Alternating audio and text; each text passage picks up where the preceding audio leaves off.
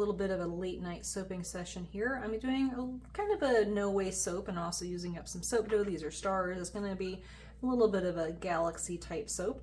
So in this pot, I'm doing 2/3 of my batter here, 1/3 of it there, and I have my lye over here separated out.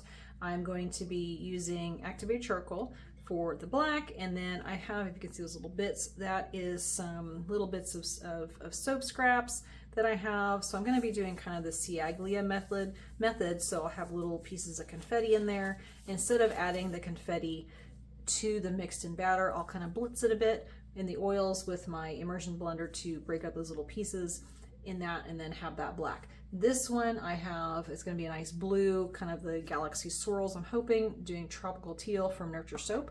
My fragrances, the bulk of it is going to be dark crystal. This is one of their old labels, dark crystal from Brambleberry. I love that scent. When I did it last time, it says that it accelerates, but I didn't really have that issue, so I'm hoping the same thing will happen here, and I was able to get some pretty swirls in there. And then I'm going to be mixing in tobacco and bay leaf with that.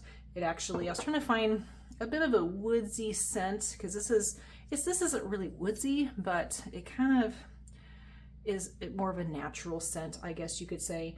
And this one blended pretty well with that. The other one I was thinking about doing was Birchwood Ode, but this one blended pretty well with that. Anyway, so going to be kind of a galaxy, spacey type theme with the stars and little specks that will look like little tiny stars as well. And then my plan is I'm going to mix these two up.